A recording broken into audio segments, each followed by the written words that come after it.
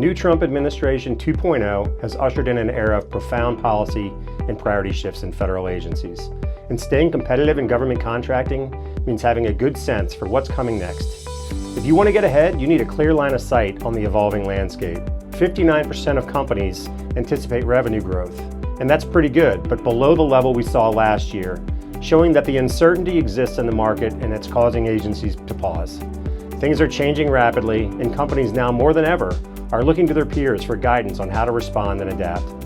Earlier this year, we conducted our annual Deltek Clarity Government Contracting Industry Study, gathering insights from nearly 900 government contractors. This comprehensive report provides a real-time view of the current state of the mindset of government contractors, the challenges they face, and the strategies that they're employing to adapt. In the next few minutes, I'm going to break down the key findings from the Clarity Report, and I'll shine a light on the evolving outlook and, more importantly, discuss how your government contracting business can not only survive, but actually thrive in these shifting times. Let's dive in.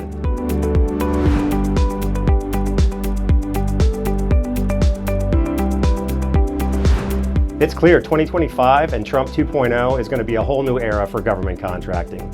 And the new administration is implementing highly disruptive actions across government agencies, whether it be the DOGE initiative looking for cost cutting and reducing the federal workforce, and even targeting consulting services companies looking to right-size their contracts, impacting the contracts of hundreds of businesses, many of which are small.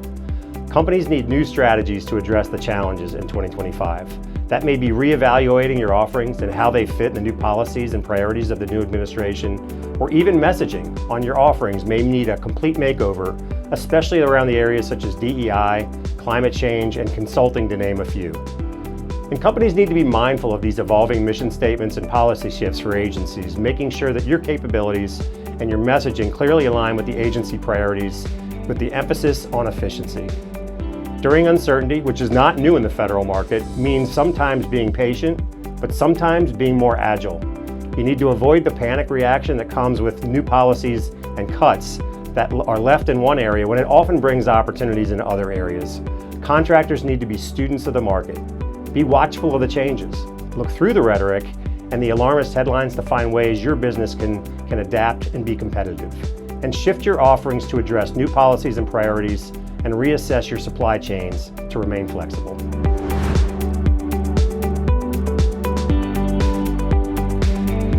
One of the first actions of the new administration was to repeal the executive order from the prior Biden administration around artificial intelligence. It's clear the new administration wants to implement a much more aggressive approach to implementing AI than the more measured and cautious approach of the Biden administration. And the new policy from the Trump administration is really asking agencies to lean in on implementing AI as a means of achieving cost savings. We see the new administration pivoting aggressively to drive AI as an enabler of government efficiency and effectiveness, especially amidst the reductions in staff that they're having. And contractors, frankly, are doing the same. It's clear that AI and ML are climbing the charts of technology priorities in companies. This past year, when we asked companies about their top 3 priorities for their technology organizations, 40% rank AI in the top 3, and 18% rank it as number 1. And this is just a few years ago, didn't even show up on the list.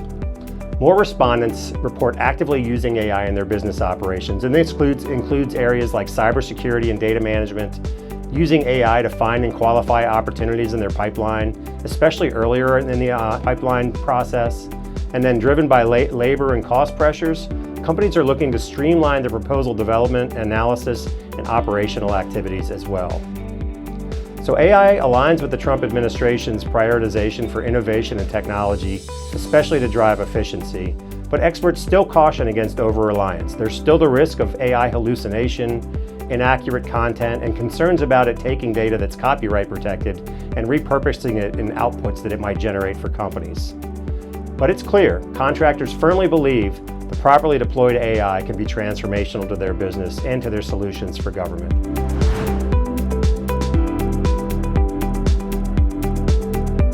With the new changes brought in by the new administration, no companies are going to be completely safe, and no companies are going to be excluded from the impacts of the changes that are brought about.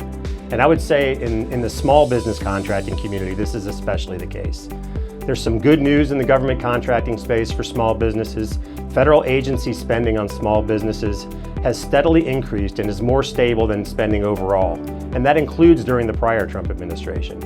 However, there's been a steady decline in the number of companies participating in the market. Even with the steady increase in spending, fewer small businesses are winning fewer contracts.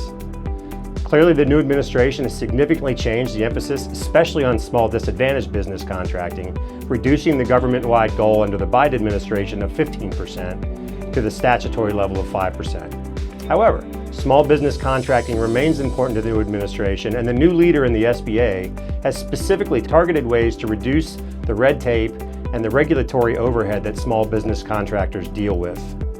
Small businesses may not have the resources to invest in AI and automation tools that larger firms have, but small businesses have an important advantage compared to large businesses. They can be more agile and nimble and can carve out niche market opportunities that create significant windfalls for savvy small businesses that a large business would have a hard time capitalizing on. So while the challenges are significant and real for small businesses, there are also no shortage of opportunities, and we expect small businesses as a whole to find a very favorable environment under the new administration.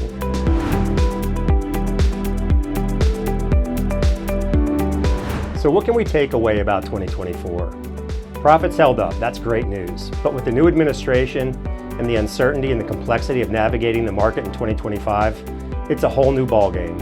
Fears of inflation and finding the right talent are major hurdles right now, meaning we've got to be more nimble and open to learning new tech that embraces AI if we want to stay competitive.